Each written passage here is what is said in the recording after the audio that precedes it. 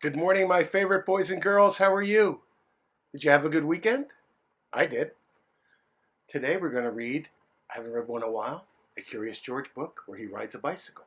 But before we start, eyes watching, ears listening, voices quiet, body calm. As we all know, that is George. He lived with his friend, the man with the yellow hat, and he was a good little monkey, but he was always very curious. This morning, George was curious the moment he woke up because he knew it was a very special day today.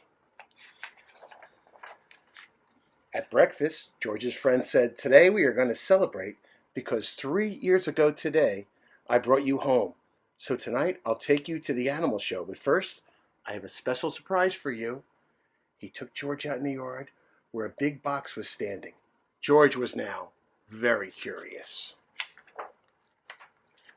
Out of the box came a blue bicycle. George was delighted that he'd always wanted one. He knew how to ride a bicycle, but he had never had one of his own. "I must go now," said the man, "but I'll be back in time for the show. Be careful with your new bike, and keep close to the house while I am gone." Well, I don't know about that. George is always very curious. George could ride very well. He could even do sort of tricks. Monkeys are good at that. He could ride this way with both hands off of the handlebar. He could ride that way like a cowboy on a wild bronco. And he could also ride backwards. But after a while, George was tired of just doing tricks, and he went out into the street. Now, the newspaper delivery boy was just passing by with his bag full of papers. "That's a fine bike you've got there," he said to George. "How would you like to help me deliver papers?" He handed George the bag and told him to do one side of the street and then turn around and do the other. George was very proud as he rode off with his bag full of newspapers to deliver. Look how proud he looks. Well, he started to deliver the papers on one side of the street as he'd been told. When he came to the last house, he saw a little river in the distance. Hey, it's back there. George was curious. He wanted to know what the river was like. So instead of turning back to deliver the rest of the papers, he just kept riding.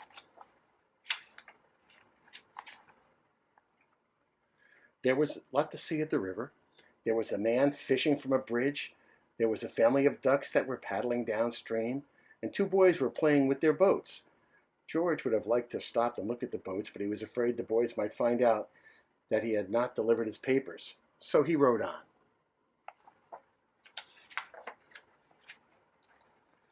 While riding along, George kept thinking of boats all the time. It was so much fun to have a boat, he thought. But how could he get one? And then he had an idea. He got off of the bicycle, took a newspaper out of the bag, and began to fold it. First he folded down the corners like this. See how he folded them? Then he folded them up and back and turned them sideways and brought them back together again, and gently he pulled them open, and guess what he had? He had a boat. Now, the moment he came to launch the boat, would it float? Yes, it did. So George decided to make some more boats. Finally, he used up all the papers and had made so many boats that he could not count them. He had a whole fleet of boats. Whoa, look at all the boats and the ducks. Watching his fleet sailing down the river, George felt like an admiral. But watching the fleet, he forgot to watch where he was going. And what happens when you forget to watch where you're going? Bang! Suddenly there was a terrible jolt. He had hit a rock, and George flew off the seat head first. Whoa! Luckily, George was not hurt, but the front wheel of the bike was all out of shape, and the tire was blown too. It would be tough to ride that bike. George tried to ride the bicycle, but of course it wouldn't go. So he started carrying it, but soon it got too heavy. George did not know what to do. This was his new bike, and he spoiled, and the newspapers were gone, and he wished he had listened to his friend and kept close to home. Now, he just stood there and cried. Suddenly, his face brightened. Why, he had forgotten that he could ride on one wheel. He tried it, and it worked, because remember, monkeys can do a lot of tricks. He had hardly started out again when he looked up and saw something. Something he had never seen before. Rolling towards him came an enormous tractor with huge trailers behind it. and looking at the trailers, there were all sorts of animals. To George, it looked like the zoo, but it was on wheels. Well, the tractor stopped, and two men jumped out. "Well, well," said one of the men, "a little monkey who can ride a bike, Bronco fashion. We can use you in our animal show tonight. I'm the director of the show, and this is Bob. Bob can straighten out your wheel and fix that flat in no time, and we'll take you to the place where the show is going to be." Well, three of them got into the cab and drove off. "Maybe you could play a horn while you ride your bike in the show," he said. "I have a bugle for you right here, and later on, you'll get a green coat and a cap that are just like Bob's." George was very excited to be in the circus show. On the showgrounds, everybody was busy. Things were getting ready for the show. "I must do some work now," said the director. "Meanwhile, you can have a look around and get acquainted with the animals. But you must not feed them, especially the ostrich, because he'll eat anything and he might get very sick. Ostriches are like goats. They'll eat almost anything." Well, as usual, George was very curious. Would the ostrich really eat anything? He wouldn't eat a bugle, would he? George went a little closer to the cage, and a little closer, and before he knew it, the ostrich had snatched the bugle and tried to swallow it. But a bugle is hard to swallow, even for an ostrich. It got stuck in his throat. Funny sounds came out when he tried to cough. And the ostrich was struggling with it.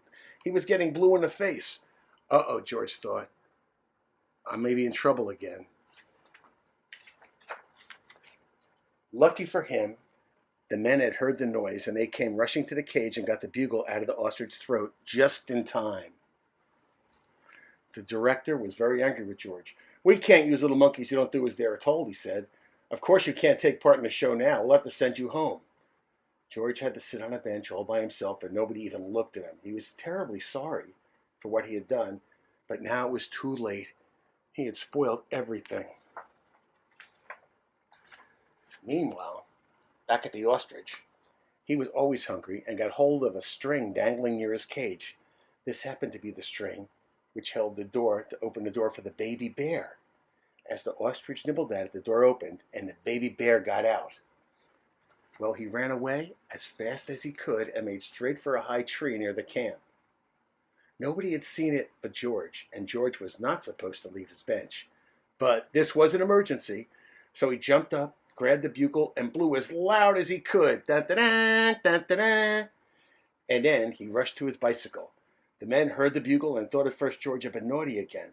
But when they saw the empty cage and the ostrich nibbling at the string, they guessed what had happened. The baby bear had gotten out. George raced towards the tree ahead of the men, but now the bear had climbed very high. This was dangerous because little bears can climb up a tree easily, but they can't come down. They may fall and get hurt. The men were worried. They didn't know how to get him down safely, but George had a plan. With his bag over his shoulder, George went up to the tree as fast as he could, like only a monkey can. And then when he got way up to the top and reached the baby bear, he put him in the bag and carefully let him down so that the men could safely catch him. Everybody cheered when George came down from the tree. "You're a brave little monkey," said the director. "You saved the bear's life, and now you'll get your coat back, and of course you may ride your bike and play the bugle in the show tonight." How exciting. Finally, the show was on. The whole town had come to see it, and they were surprised when they discovered George on his bike right in the middle of it. The newsboy was there too, and also the man in the yellow hat.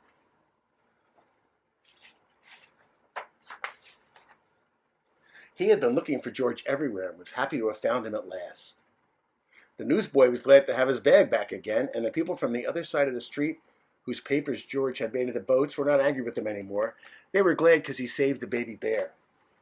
When the time had come for George to say goodbye, the director let him keep the coat and the cap and the bugle, and then George and his friend got into the car, and they went to the one place that everybody likes to go. Home. The end. Well, George had quite an adventure. He got the bear out of the tree, and he made boats, and he saw the ducks, and he broke his bike, and he fed the ostrich the bugle. He had a new bicycle. Everything was a big day for him. So here's the question I have. When George finally got his bike fixed, he went home. But if you could take your bike and go anywhere, to the circus or the river or anywhere else, a baseball game, to the store, where would you take your new bike the first place you drove it? Okay? Before I go, I've got a couple of birthday shout outs for two of my favorite kids. And we have a birthday today for both Eli and Nadia.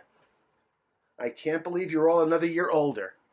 Well, I miss you guys and hope you have a great birthday today. And I'll see you all very soon. Until then, obey your parents and wash your hands.